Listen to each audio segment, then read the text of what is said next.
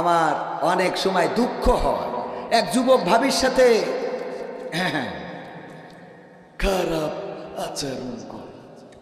ভাই বিদেশে থাকে, তো আমার আব্দুল হাই সিদ্দিকী ভাই, ভাইজান, তারপরে আমাদের মুশফিকুর ভাই, ইমরান ভাই বললো এই অপরাধ তো হইতে দেওয়া যায় না, কি করা যায়, তো ওরে আটকাইতে হবে। এবার সেদিন ভাবির ঘরে ঢুকবে, দরজায় যেতে আমরা, তো ভাবির ঘরে ঢুকেছে, 3 হুজুর যেইতে দরজায় টুকাতেছে, ও পিছনে আর একটা দরজা ছিল, এরা তো জানে না, ওইটা দিয়ে বেরোয়েই সেতে ওর ঘরে ঢুকে যায় নামাজ বিষয়ে সিজদায় পড়ে রয়েছে। তো ভাইরা বুঝতে পেরেছে, পিছনে দরজা দেখেছে, ঘরে যেয়ে ডাকতেছে, এই মাকসেদ ওঠ, দরজা হুজুর আমি সিজদায় তাহাজ্জুদে চতুর্থ আর সাজিনে পৌঁছে গেছি পুরাই। তো বল সে তো ঠিক আছে, তুই তো পীর সাহেব আমরা জানি, আল্লাহর ওলি, তো তাহাজ্জুদ পড়তেছিস, বলছে আমি তাহাজ্জুদই পড়ি, 80-90 রাকাত না পড়েও শুতে যায়নি। বলছে মানলাম তুই তাহাজ্জুদ পড়িস, পীর সাহেব ওলিয়া উলিয়ার পর্যায়ে পৌঁছে গেছিস, তা তোর স্যান্ডেল জোড়া ভাবির খাটের নিচে কেন? কথা কি বোঝা গেছে? স্যান্ডেল জোড়া ভাবির খাটের নিচে। তো রাশমিকা মানদারা নাম বলিস আমির হামজা, মানলাম যে আমির হামজা খারাপ, তা তুই বুঝলি কেন? কথা কয় না, তুই তো মনে করবি এইটা মনে হয় হাদিসে আমপারার থেকে কিছু বললো কিনা নাকি? কারণ অনেকেই যারা বোঝেন, একবার এক যুবলীগের নেতা ওই খালি আওয়ামী লীগের বিরুদ্ধে ওয়াজ করতেছে, বক্তাকে তো কাজী আওয়ামী লীগের বিরুদ্ধে কথা বলে আছে অনেকেই। তো এখন বলছে হুজুর আপনি শুরু করেছেন কি, আপনি তো কাটি খুলি দেবো, বাড়ি যেতে পারবেন না, গাড়ি ভেঙে ফেলবো। তো বলছে অসুবিধা নেই, মোনাজাতের সময় ঠিক করে দেবেন, তো দোয়া করে দিয়েন। তো মোনাজাতের সময় দোয়া করছে, আল্লাহ রব্বানা আতিনা ফিদ দুনিয়া হাসিনা ওয়া ফিল আখিরাতি হাসিনা ওয়া কিনা আযাবান নার। তো হুজুর তো ওলিয়া ওলিয়ার পয়সা পয়সা গেছে, আজ এবার একেবারে আরবিতে নাম ধরে দোয়া করে। যারা বোঝে না তারা তো এরকম বসবে, ঠিক কিনা? তো নাম বললো, তুমি বুঝে নিলে, তুমি কে? তুমি বুঝবা কেন? তুমি যদি আল্লাহর আউলিয়া হও, এই নামের সাথে তোমার পরিচয় থাকার কথা নয়। আর যদি তুমি মনে করো এই নেটের যুগে, ইন্টারনেটের যুগে এসব নাম জানা যায়, তো আমির হামজা জানলে তোমার জলে কেন? ঠিক না বেঠে? তার মানে হলো তোমরা যার পিছনে লাগতে চাও, তার পিছনে মন চাইলেই লাগে। কবির বিন সামাদ নাটক করে ওয়াজ করতে, তোর বাপের কি? ওয়াজ করলে টাকা পাওয়া যায়, খাওয়া হয়, তুমি করবো না কেন? রূপের বড়াই করিস না রে, রূপ চিরদিন থাকে না। রূপের বড়াই করিস না রে, রূপ চিরদিন থাকে না। নিজের মুখটা দেখা একদিন হইবে রে তোর যন্ত্রণা। নিজের মুখটা দেখা একদিন হইবে তোমার যন্ত্রণা। চেহারার বড়াই কইরো না ভাই, রূপ চিরদিন থাকে না। রূপের বড়াই কইরো না বোন, চেহারা চিরদিন থাকে না। নিজের মুখটা দেখা একদিন হইবে রে তোর যন্ত্রণা। নিজের মুখটা দেখা একদিন হইবে তোমার যন্ত্রণা। সময় হইল বড় শিক্ষক, সব দিবে শিখাইয়া। সুখের জীবন থাকবে না রে, দেখবে না কেউ চাইয়া। সময় হইল বড় শিক্ষক, সব দিবে শিখাইয়া। সুখের জীবন থাকবে না রে, দেখবে না কেউ চাইয়া। মরার আগে মরবি রে তুই, জ্বালা সইতে পারবি না।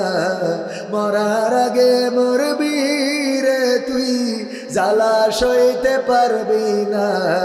নিজের মুখটা দেখা একদিন হইবে রে তোর যন্ত্রণা। নিজের মুখটা দেখা একদিন হইবে রে তোর যন্ত্রণা। কিসের এত বড়াই তোমার মাটির দেহ লইয়া। ময়রা দেখো পোকামাকড় শেষ করবে সব খাইয়া। ঠিক না বেঠে? কিসের এত বড়াই তোমার মাটির দেহ লইয়া। ময়রা দেখো পোকামাকড় শেষ করবে সব খাইয়া। এই দুনিয়া ছাড়তে হবে, অহংকার আর কইরো না। এই দুনিয়া ছাড়তে হবে, অহংকার আর কইরো না, নিজের মুখটা দেখা একদিন হইবে রে তোর যন্ত্রণা, নিজের মুখটা দেখা একদিন হইবে রে তোর যন্ত্রণা। চেহারার বড়াই কইরো না বোন, চেহারা চিরদিন থাকে না, ক্ষমতার বড়াই কইরো না ভাই, চেয়ার চিরদিন থাকে না, নিজের চেয়ার দেখা একদিন হইবে রে তোর যন্ত্রণা, নিজের চেয়ার দেখা একদিন হইবে তোমার যন্ত্রণা। ঠিক না বেঠে? এই চেহারার সৌন্দর্য চিরদিন থাকবে না, আমাদের সব যৌবনের জোর চিরদিন থাকবে না, আমাদের হাঁটার শক্তি চিরদিন থাকবে না, আমাদের বলার শক্তি চিরদিন থাকবে না, আমাদের চলার শক্তি চিরদিন থাকবে না। যেই মানুষটা শিশু সে একদিন কিশোর হবে, তরুণ হবে, যুবক হবে, তারপরে যৌবনকাল পার হওয়ার পরে আস্তে করে সূর্যটা পশ্চিম দিকে হেলে যেতে থাকবে, বয়স হবে, বৃদ্ধ হয়ে যাবে, কালের পরিক্রমায় এই পৃথিবী ছেড়ে চলে যাওয়া লাগবে। কত মানুষের কত মৃত্যুর খবর আমরা শুনি, কেউ মারা যায়। হ্যাঁ, কষ্ট হবে, কষ্ট হচ্ছে আপনাদের? বাবারে, লোক একটু বেশি হইলে ঝামেলা হয়, ওর সমস্যা বেশি না। যে বাড়ির সন্তান বেশি ওরে ও বাড়ি একটু ক্যাঁচামেচা হয়, ঠিক না বে? ঠিক। তো এই ক্যাঁচামেচা হচ্ছে, অসুবিধা নেই। আমি তো ভূমিকা ছাড়াই কথা বলতেছি, কোনো সময় নেব না, যতটুকু কথা হবে খালি বাড়াবাড়ি চলবে। ইনশা রাজি আছেন? থাকা যাবে আধা ঘন্টা? থাকবেন কারা কারা দেখতে চায়? নারায়ে তাকবীর।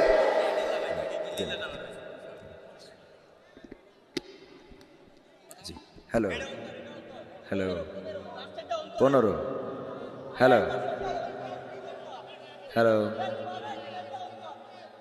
Hello hello hello hello hello hello hello. হ্যাঁ, এবার ঠিক আছে। আরেকটু মনিটর রিভার। হ্যাঁ, যাই হোক, অসুবিধা নেই। আমাদের দুঃখ কষ্ট সব কার জন্যে? ইন্না সলাতি ওয়া নুসুকি ওয়া মাহইয়ায়া ওয়া মামাতি লিল্লাহি রাব্বিল আলামিন। আমাদের কুরবানি, আমাদের জীবন, আমাদের মরণ, আমাদের নামাজ সবকিছু বিশ্ব প্রতিপালক আল্লাহর জন্য। বলেন সুবহানাল্লাহ। সুতরাং আমরা অধৈর্য হব না, যতটুকু সময় আমরা পাবো ইনশাআল্লাহ কথা চলবে। রাজি আছেন শুনতে? তো যেই জায়গায় ছিলাম সেই জায়গায় চলে আসে। আমি যেটা বলছিলাম, এই পৃথিবীতে জীবন চিরদিন থাকবে না, যৌবন চিরদিন থাকবে না। কত মানুষের মৃত্যুর খবর শোনা যায়, কেউ পানিতে ডুবে মারা যায়, কেউ বা অ্যাক্সিডেন্টে মারা যায়, কত লাশের খবর আমরা শুনি। আজকেও কুমিল্লা 14 গ্রামে হানিফ পরিবহনের একটা বাস অ্যাক্সিডেন্ট করেছে, স্পট ডেথ হয়েছে 3 জন, আরো 10 জন আহত, তার মধ্যে অনেকের অবস্থা আশঙ্কাজনক। মৃত্যুর সংখ্যা আরো বাড়তে পারে। কত পত্রিকায় নিউজ আমরা দেখি না, নিউজের মাধ্যমে আমি খবরটা জানলাম। কুমিল্লার 14 গ্রামে চট্টগ্রাম থেকে আসতে গিয়ে বাস অ্যাক্সিডেন্ট করলো। ওই বাসে যারা যাত্রী ছিল তার মধ্যে 3 জন মারা গেল। ওই 3 জন কল্পনাও করে নাই ঢাকায় পৌঁছাতে পারবে না। আমরা যখন ঢাকার জন্য রওনা দিই, আমাদের মনের মধ্যে কনফিডেন্স আছে পৌঁছে যাব, কিন্তু আল্লাহ রাব্বুল আলামিন মাঝপথে আল্লাহ না করুন আমাদের কোনো মুসিবত দিতে পারে না। মারা তো যাওয়াই লাগবে কোনো না কোনোভাবে। কেউ পানিতে ডুবে মারা যাবে, কেউ অ্যাক্সিডেন্টে মারা যাবে, কেউ বা হার্ট স্ট্রোকে বা ব্রেন স্ট্রোকে মারা যাবে, কেউ বা অন্য রোগে মারা যাবে। কিন্তু যার কিছুই হবে না তার কি হবে? যার কিছু হবে না। অমুক মারা গেছে কিসের জন্য? অ্যাক্সিডেন্ট করেছিল। অমুক মারা গেছে কিসের জন্য? ক্যান্সার হয়েছিল। অমুক মারা গেছে, আমার ইমরান ভাই কেমন আছেন? অমুক মারা গিয়েছে কিসের জন্য? ওর এই রোগ হয়েছিল, সেই রোগ। যার কিছুই হয় নাই জীবনে তার কি হবে? বার্ধক্যজনিত কারণে মারা যাবে। কি কারণে? টেলিভিশনে নিউজ আসে না? অমুক বার্ধক্যজনিত কারণে ইন্তেকাল ফরমাইয়াছে। তার মানে যার কিছুই হবে না সে বার্ধক্য হবে, যার কোনো রোগ হবে না, কোনো রোগ হয় নাই, তারপরেও তার কি হবে? ধরে নেন আমাদের শেখ হাসিনার আল্লাহ কোনোদিন কিছু হতে দেখলাম না। 16টা বছর তো চলেই গেল। কিভাবে গেল কেউ টের পাইল না, কোনোদিন সর্দি কাশিও হইল না। পেপার পত্রিকায় কোনো রিপোর্ট পাইলাম না যে আজকে অসুস্থ হয়ে হাসপাতালে। আল্লাহ সময় দিয়েছে না দেয় নাই? 16টা বছর সময় দিল নাও করো, যদি ভালো কিছু করো তার একটা রিভিউ পাবা, তার একটা বেনিফিট পাবা। আর যদি ভালো কিছু না করো তাইলে তোমার বাবার দেওয়া দেশে, তোমার বাবার দেশ যেইটা বলো সেই দেশেও জায়গা হবে না। ঠিক না বেঠে?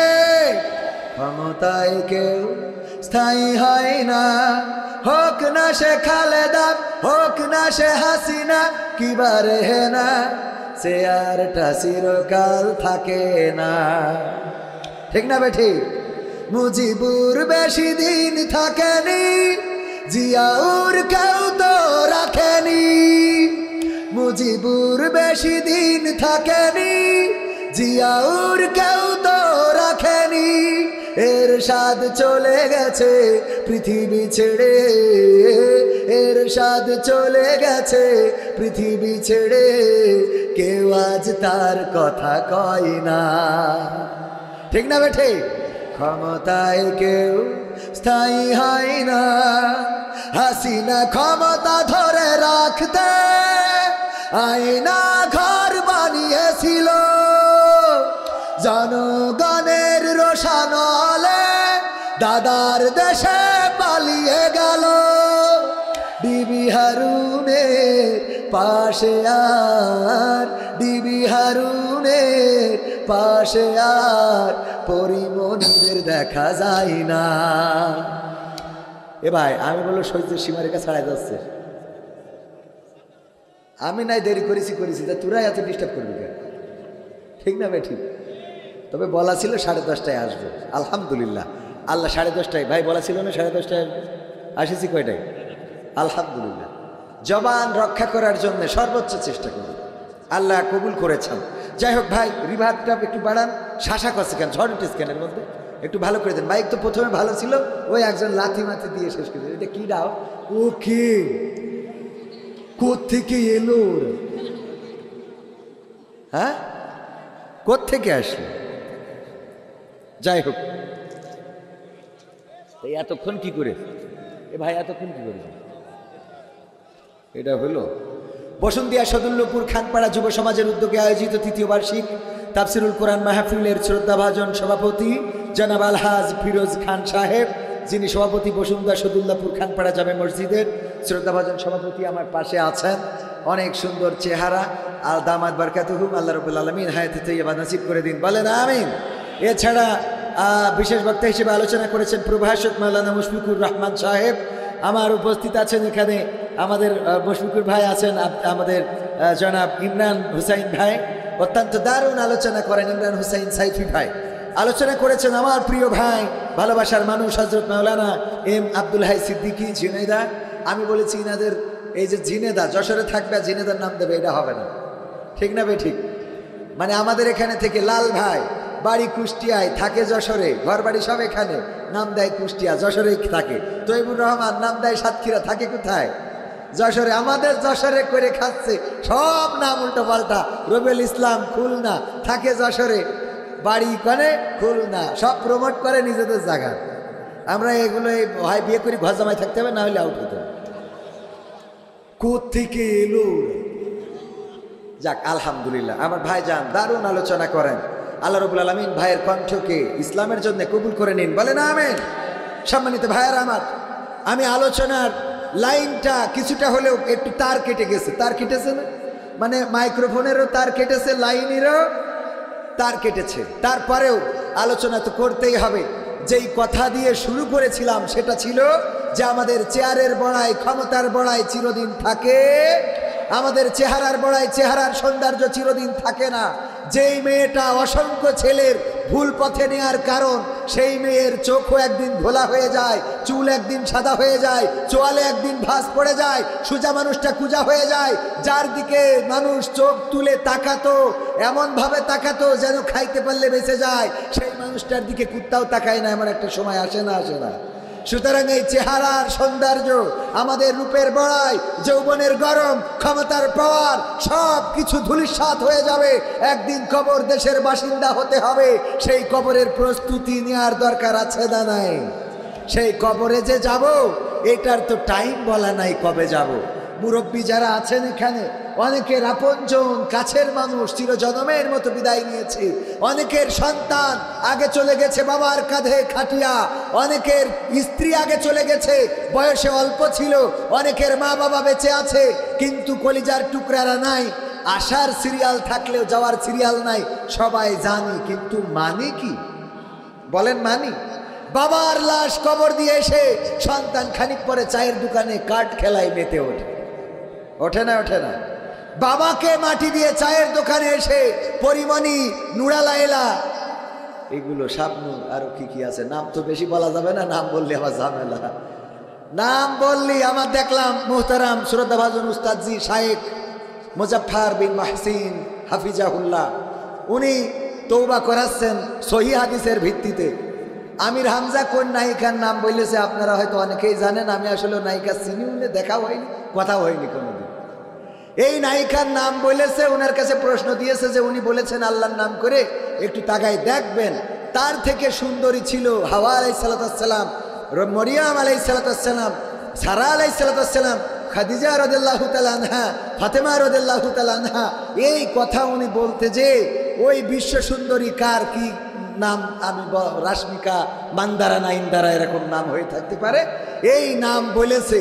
বলার পরে এখন এই নাম উনি চিরকুটে পড়লেন না, না পড়ে কি করেছেন, উনি বলতেছেন যে সব পশ্চিম মুখ ফিরে, পশ্চিম কিবলা কোন দেখি, তো এই কিবলা মুখ ফিরে কান ধরে তওবা করেন। আচ্ছা এইটা কোন হাদিসে আছে আমি আজ পর্যন্ত খুঁজে পাইনি যে তওবা করার জন্য কিবলা মুখ হতে হবে আর কান ধরে তওবা করে, ওরা তো সহিহ হাদিসের বাইরে যায় না, ঠিক না বেঠিক? তো শায়েখ আমি বলতে চাই, আপনি মুহতারাম আমির হামজা হুজুরকে এমন ভাবে উপস্থাপন করেছেন, একজন আলেমে দ্বীন, তার মুফতি টাইটেলটাকে আপনি উপহাসের ভঙ্গিতে দেখেছেন। এই উপহাস করাটা আপনি কোন হাদিসে পেয়েছেন একটু জনগণকে জানাবেন। হাদিসের কথা বলেন, হাদিস মানার কথা বলেন।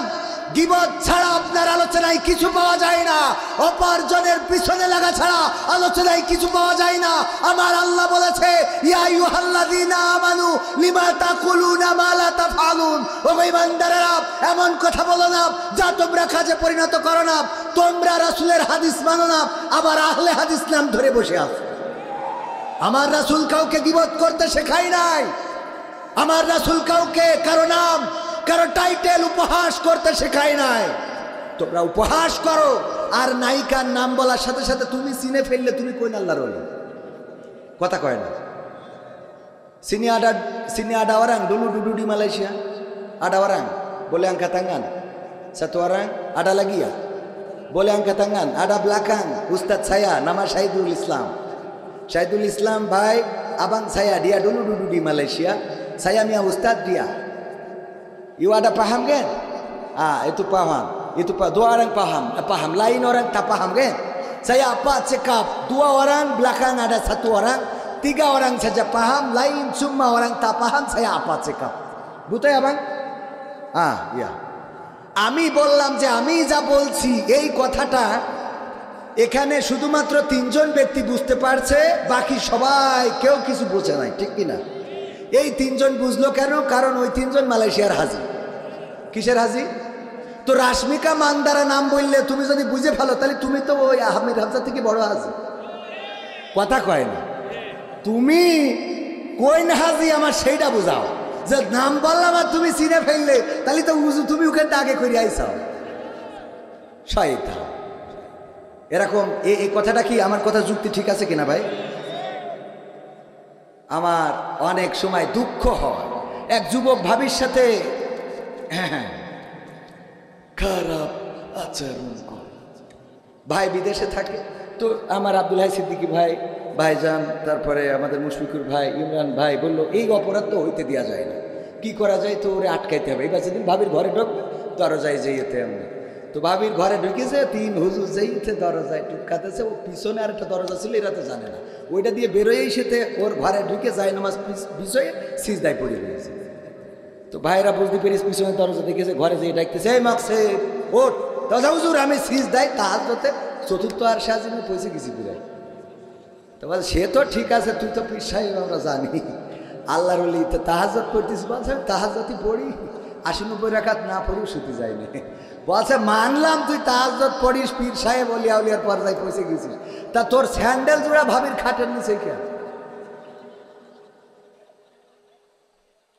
কথা কি বোঝা গেছে? স্যান্ডেল জোড়া ভাবির খাটের নিচে। তো রাশমিকা মান্দারা নাম বলিস আমির হামজা, মানলাম যে আমির হামজা খারাপ, তা তুই বুঝলি কেন? কথা কয় না। তুই তো মনে করবি এইটা মনে হয় হাদিসে আমপারার থেকে কিছু বললো কিনা নাকি? কারণ অনেকেই যারা বোঝেন, একবার এক যুবলীগের নেতা ওই খালি আমলিগের বিরুদ্ধে ওয়াজ করতেছে, বক্তাকে তো কাজী আমলিগের বিরুদ্ধে কথা বলে আছে অনেকেই। তো এখন বলছে হুজুর আপনি শুরু করেছেন কি, আপনার তো কাটি খুলে দেবো, বাড়ি যেতে পারবেন না, গাড়ি ভেঙে ফেলবেন। তো বলছে অসুবিধা নেই, মোনাজাতের সময় ঠিক করে দেবেন। তো দোয়া করে দিয়েন। তো মোনাজাতের সময় দোয়া করছে, আল্লাহ রব্বানা আতিনা ফিদ দুনিয়া হাসিনা ওয়া ফিল আখিরাতি হাসিনা ওয়া কিনা আযাবান নার। তো হুজুর তো ওলিয়া ওলিয়ার পয়সা পয়সা গেছে, আজ এবার একেবারে আরবিতে নাম ধরে দোয়া করে। যারা বোঝে না তারা তো এরকম বসবে, ঠিক কিনা? তো নাম বললো, তুমি বুঝে নিলে, তুমি কে? তুমি বুঝবা কেন? তুমি যদি আল্লাহর আউলিয়া হও, এই নামের সাথে তোমার পরিচয় থাকার কথা নয়। আর যদি তুমি মনে করো এই নেটের যুগে, ইন্টারনেটের যুগে এসব নাম জানা যায়, তো আমির হামজা জানলে তোমার জলে কেন? ঠিক না বেঠে? তার মানে হলো তোমরা যার পিছনে লাগতে চাও তার পিছনে মন চাইলেই লাগে। কবির বিন সামাদ নাটক করে ওয়াজ করতে, তোর বাপের কি? ওয়াজ করলে টাকা পাওয়া যায়, খাওয়া হয়, তুমি করবো না কেন? কথা কয় না, ঠিক না বে ঠিক? ও তোমরা বড় লোক হওয়া আর কবি ভিক্ষে করি খাবে ওই রেলগেটে? হ্যাঁ ওরে বাবা, বড় বড় পরহেজগার দেখি স্ট্যাটাস দেয়, কন্ট্যাক্ট করা যাবে না, চুক্তি করা যাবে না, যারা চুক্তি করে তাদের বয়কট। আবার দেখি 3 দিন পরে স্ট্যাটাস দেয় যে এখন থেকে চুক্তি করা ছাড়া কোনো মাহফিল যাবে না। কেন? তা খাম দিয়েছে, তার মধ্যে 300 টাকা। তাহলে তুই এতদিন ধরে আন্দোলন করলি কেন? পরহেজগার সাজে আল্লাহ আল্লাহ পীর সাহেব। এইখানে আসলাম যে রিস্কি নিয়ে এক মাহফিল থেকে আর এক মাহফিল, যে জোরে গাড়ি চালাইছে আমার ক্যামেরাম্যান, আমার রকি আলামিন কই, ওরা সাক্ষী, ওরা আছে পিছনে, ওরা সাক্ষী। ওরা মনে করতেছে ভাই মনে হয় আজকে কোথাও না কোথাও মারবে, তা ও দেখি কোনো ট্রাক বাসে মারিনি, এখানে সে সাইকেলে মেরে দিয়েছে, ছোট তুতি মারিছি। তো এই যে আসা যাওয়া, এর মধ্যে যাওয়ার সময় হুজুর যদি মরেও যায়, এ কমিটি আর খোঁজ নেবে না, বলো বরং মরি গেলি বলবে ভালো কাজ হয়েছে, আমাদের কাছে মেলা টাকা নিয়েছিল। ঠিক না বেটি?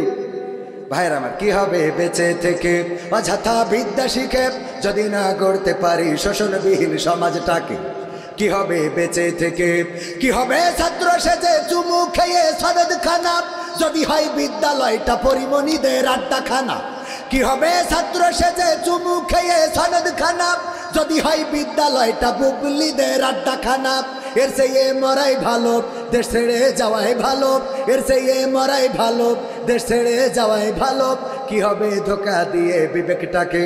কি হবে ধোকা দিয়ে বিবেকটাকে?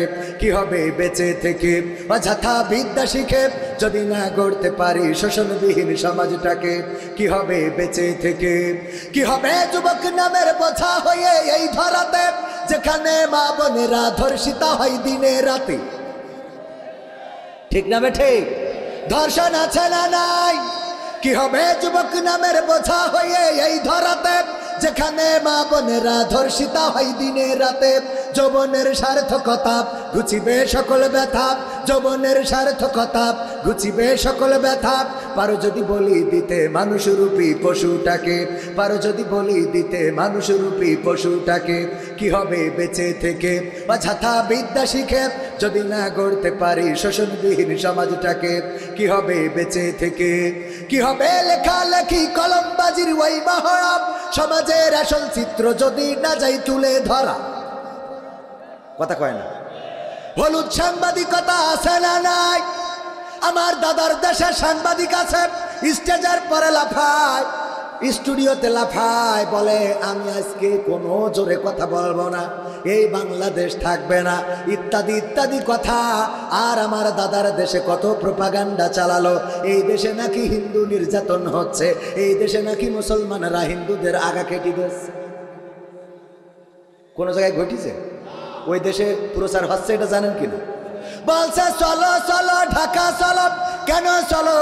সংখ্যালঘু নির্যাতন হচ্ছে, আমরা প্রতিবাদে ঢাকায় যাব। চলো চলো বাংলাদেশ যাব। এই বলে রাজনীতির মাঠ গরম করতেছে। ওগো আমার ভাইয়েরা, আমরাও বললাম আইসো, আমরা কেসি নিয়ে দাঁড়ায় আছি বর্ডারে। আইসো, কাঠপোয়া ঢুকাও, পাখাবো ভাই, যাও। এই দেশ স্বাধীন করেছি রক্ত দিয়ে। আগামীকাল বিজয় দিবস, 16ই ডিসেম্বর। আমাদের ভাইয়েরা রক্ত দিল, জীবন দিল, শহীদ হলো। লাখে লাখে শহীদ হয়ে রক্ত দিয়ে আমার মা বোনেরা ইজ্জত হারিয়ে একটা স্বাধীন সার্বভৌম বাংলাদেশ এনেছে।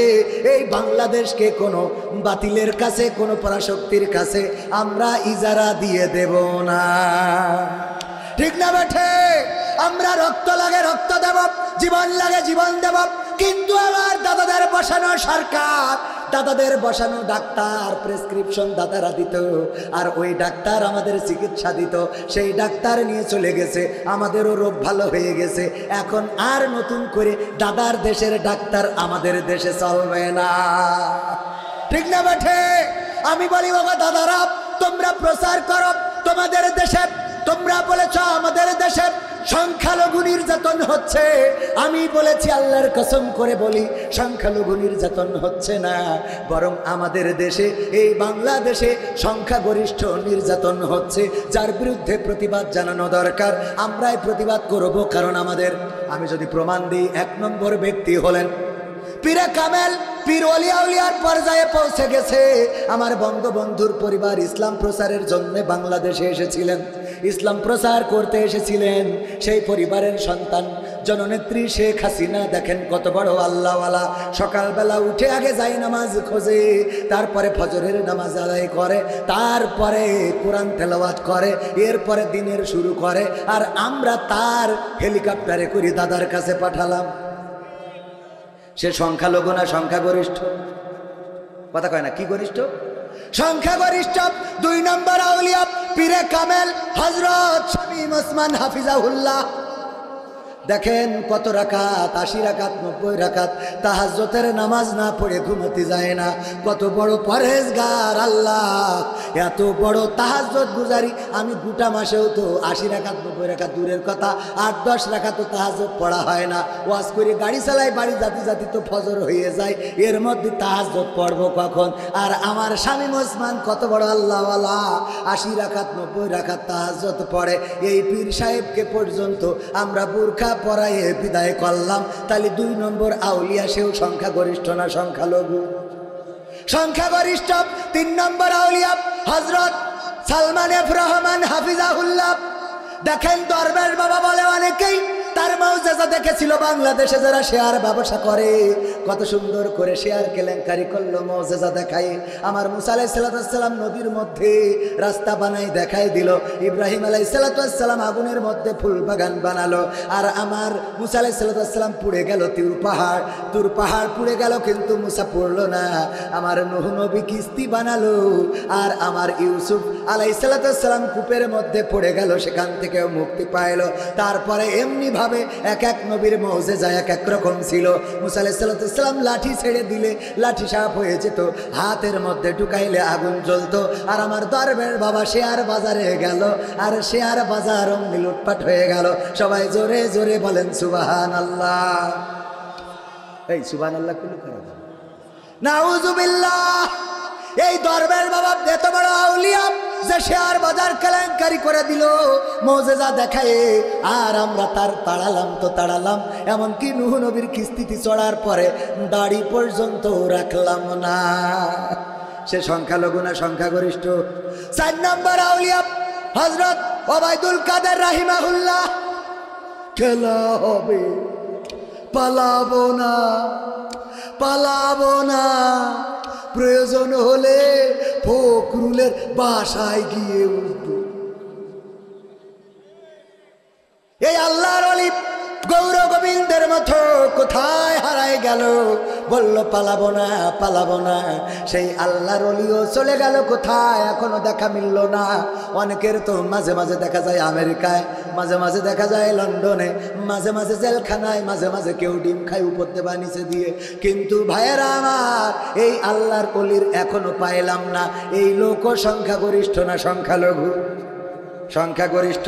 5 নম্বর আউলিয়া বুঝতে পারলাম এই দুনিয়ার জীবন জীবনই না, এত আরামায়েশ কিসের। সুতরাং সব ছেড়ে দিয়ে দাড়ি রাখলো, টুপি মাথায় দিল, আর তারপরে বনবাসে চলে গেল। কলা পাতায় শুয়ে রইল আমার মানিক্কা। ঠিক না বে ঠিক? কলা পাতায় শুয়ে রইল। সেই মানিক্কার বিসি পর্যন্ত খুলে নিয়েছে। এও সংখ্যালঘু না সংখ্যাগরিষ্ঠ? সংখ্যাগরিষ্ঠ। বিসি পর্যন্ত নেই, তোকে তো খালি আগা কাটার ভয়, আর এর তো ডাইরেক্ট মেশিনই তো নষ্ট করতে। ঠিক না বে ঠিক? ও গো আমার ভাইরা, এই লোকটাও সংখ্যালঘু না সংখ্যাগরিষ্ঠ?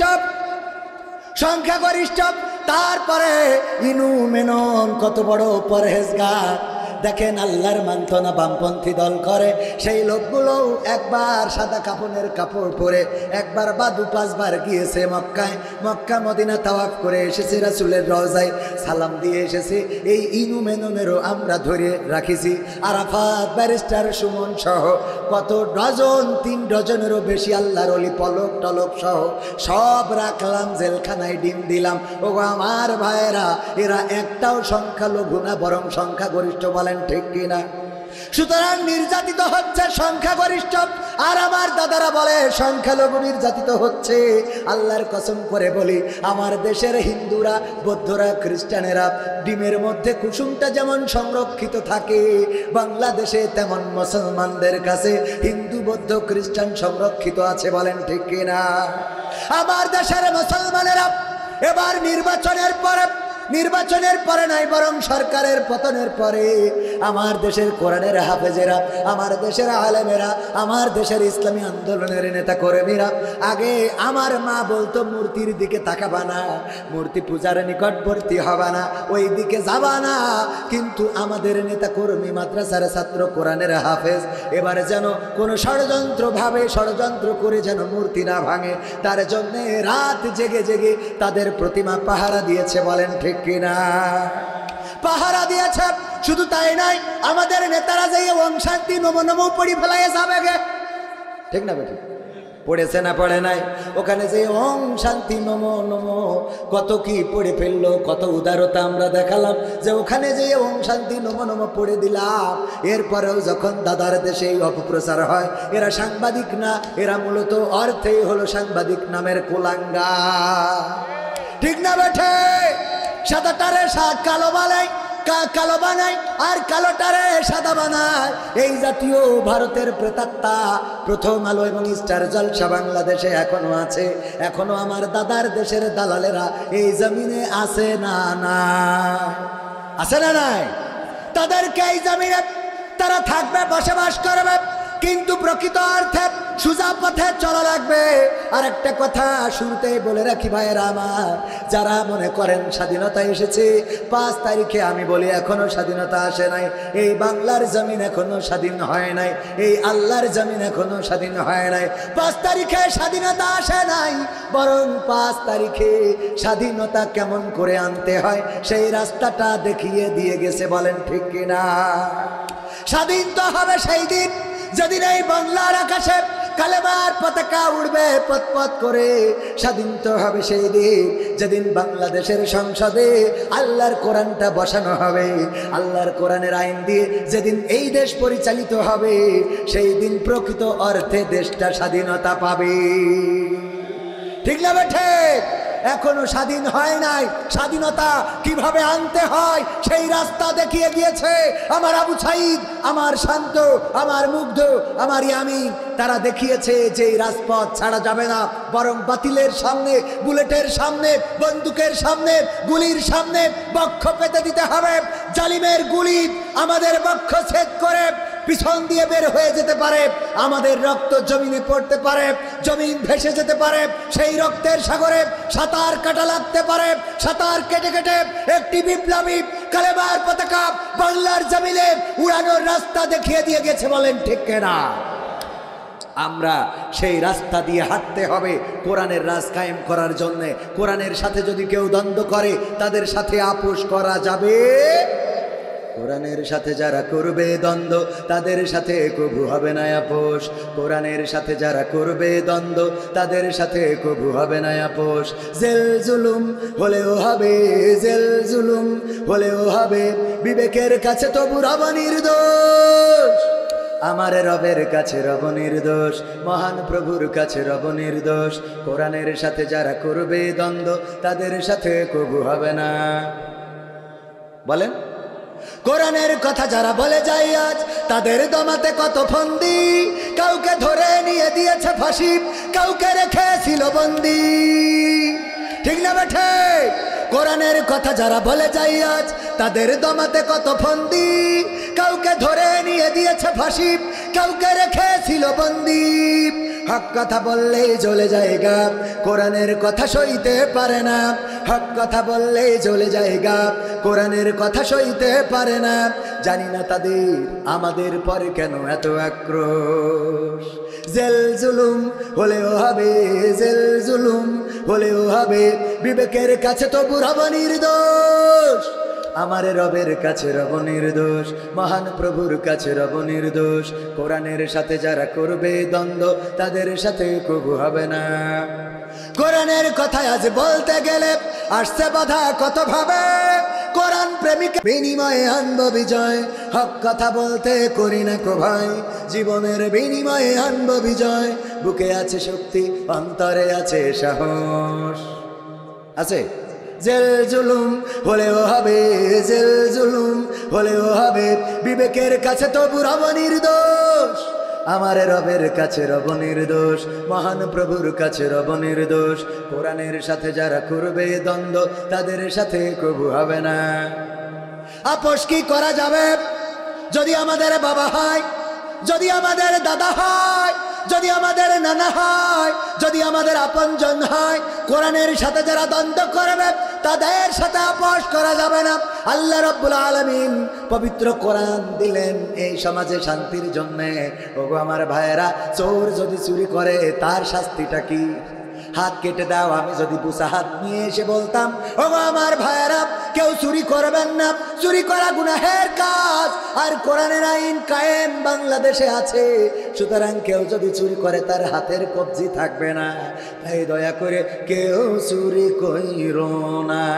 আপনারা বলতেন, হুজুর আপনার হাতের কবজি কই?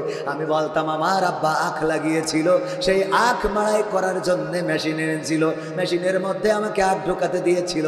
আখ ঢুকাচ্ছিলাম ঢুকাচ্ছিলাম ঢুকাচ্ছিলাম, হঠাৎ করে হাত ঢুকে হাত রস হয়ে পাটালি হয়ে গেছে। আপনারা বলতেন, যাই বলেন তাই বলেন, হুজুর আপনি এককালে চোর ছিলেন। কথা কয় না, বলতেন না, বলতেন না।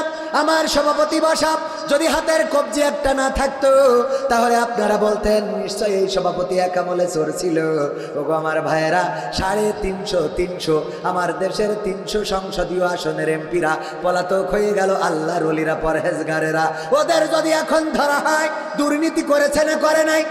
দুর্নীতি করেছে, চুরি করেছে, ডাকাতি করেছে। আমার অনেকেই বলে পুকুর চুরি, পুকুর চুরি হয় নাই, বরং নদী চুরি হয়েছে, সাগর চুরি হয়েছে।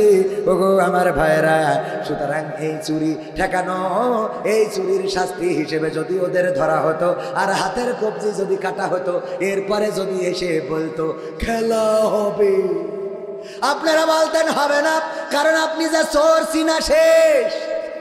ঠিক না বেঠে? ওগো আমার ভাইয়েরা, আমি পবিত্র কোরআনের সূরা তাহার 55 নম্বর আয়াতে কারিমা তেলাওয়াত করেছি। এই আয়াতে কারিমা আপনাদের মুখস্থ আছে না নাই? সবাই পড়েন, মিনহা খালাকনাকুম ওয়া ফিহা নুঈদুকুম ওয়া মিনহা নুখরিজুকুম তারাতান নুখরা। এই যে আয়াতে কারিমা মুখস্থ আছে না নাই? আমরা কোথায় পড়ি? কবরে পড়ি। কেন কবরে পড়ি? এই আয়াতটা কবরে পড়ার কারণটা কি? আমি চিন্তা করলাম, আমার খালুর কবর দেওয়ার সময় সবাই যখন এটা পড়লো, আমিও পড়লাম, আমিও পড়ি। আমি চিন্তা করলাম আয়াতটা কেন আসলো, কিসের জন্য আসলো, একটু ঘাটাঘাটি করা দরকার। আমি তো ভালো বুঝি না, তারপরেও একটু চেষ্টা করে দেখলাম। এই আয়াতটা এসেছে সবচেয়ে পাওয়ারফুল জায়গার জন্য, আর আমরা এইটা সবচেয়ে নরমাল জায়গায় নিয়ে লাগাই দিছি।